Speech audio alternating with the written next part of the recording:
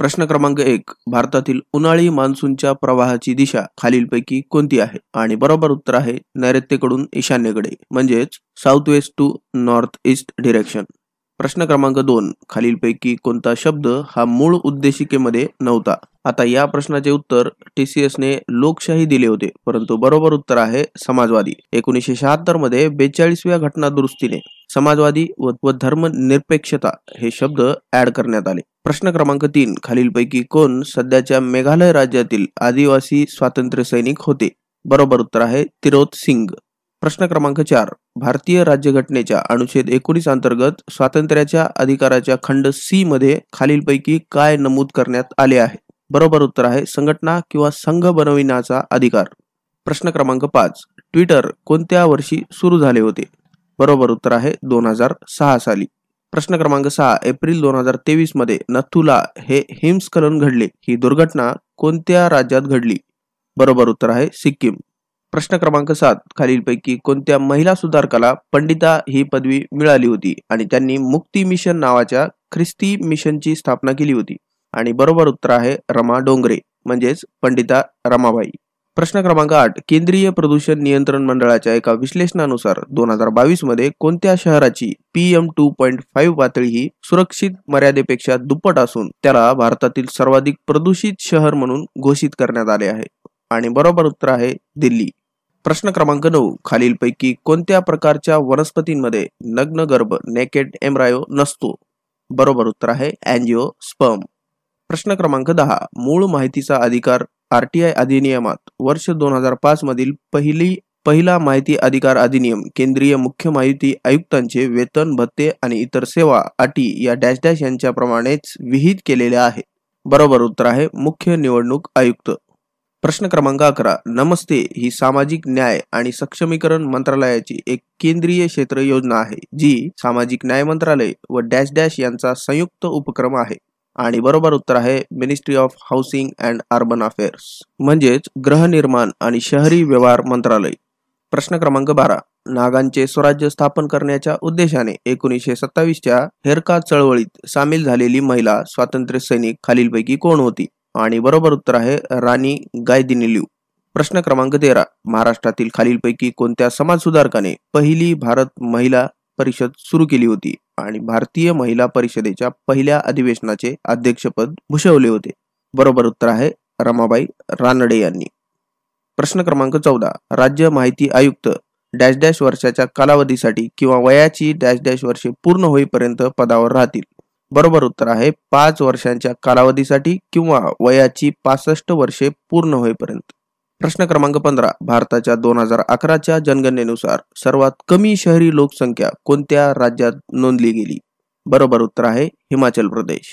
प्रश्न क्रमांक 16. कोणते एन्झाईम दूध पाश्चरायझेशनसाठी विश्वसनीय सूचक म्हणून काम करते? बरोबर उत्तर आहे अल्कधर्मी फॉस्फेट.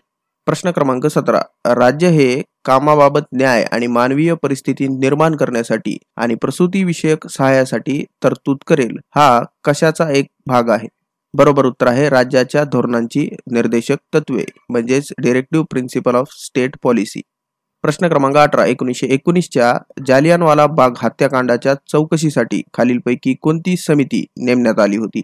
बरोबर उत्तर आहे हंटर कमिशन. प्रश्न क्रमांक 19. द्वीपकल्पीय पठाराच्या दख्खन पठार विभागात कोणते विधान अचूकपणे लागू होते?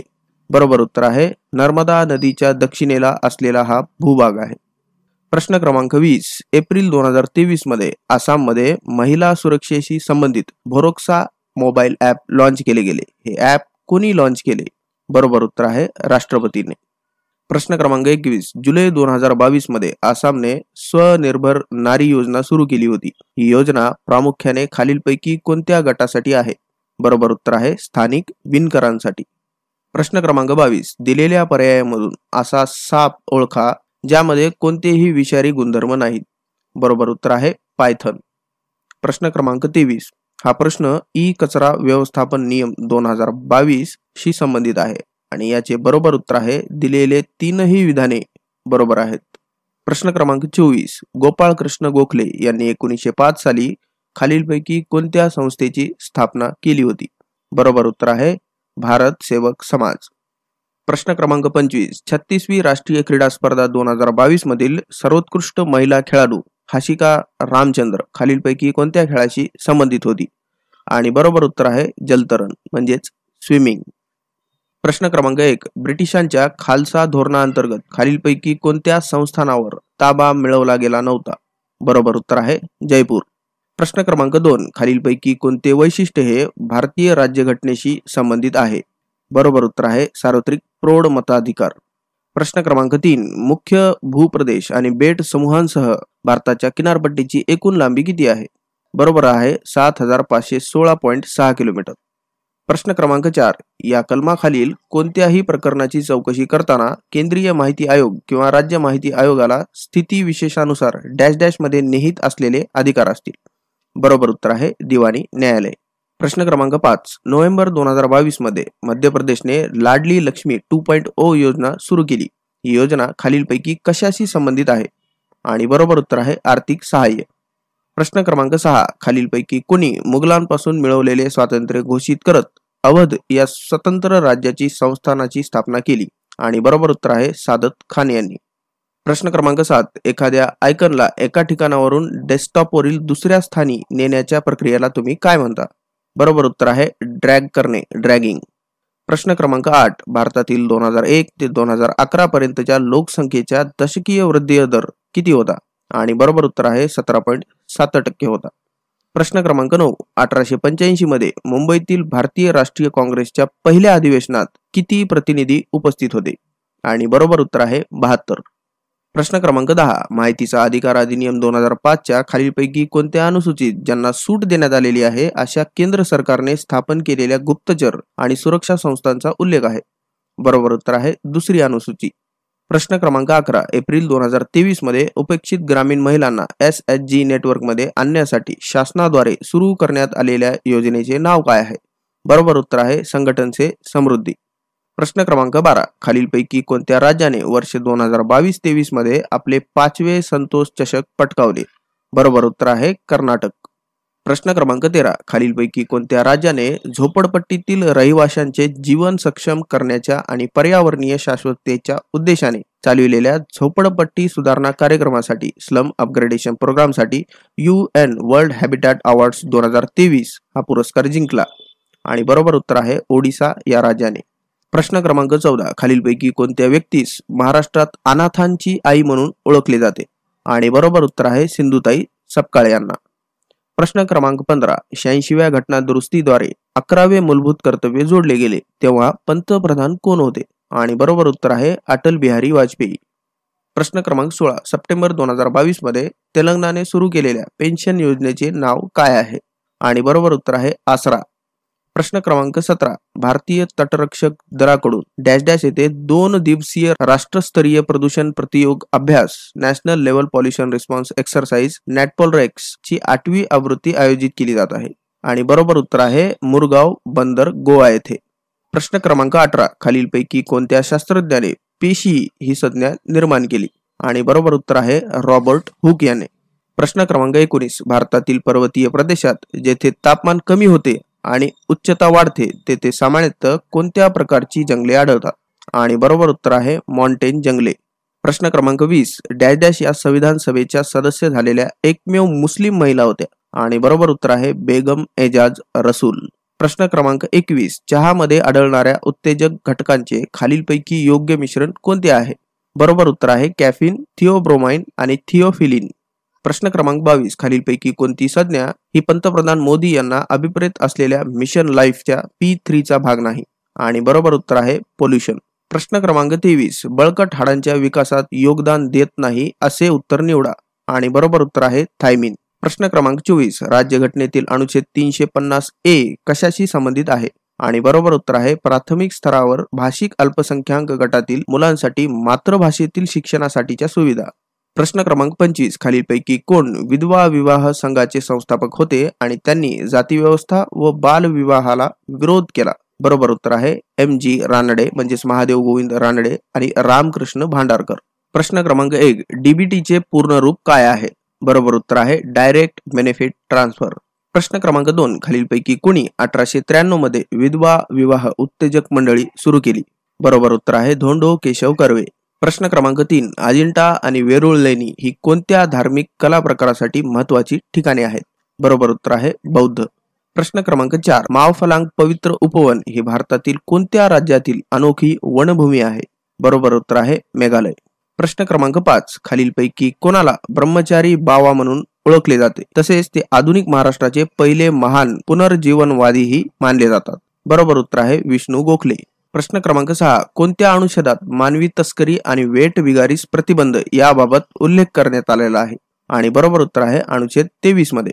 प्रश्न क्रमांक 7, खालीलपैकी कोणते पुस्तक बोरिया मजुमदार यांनी लिहिलेले आहे आणि ते एप्रिल 2023 मध्ये प्रकाशित झाले आहे? बरोबर उत्तर आहे सचिन ॲट 50 सेलिब्रेटिंग अ मॅस्ट्रो.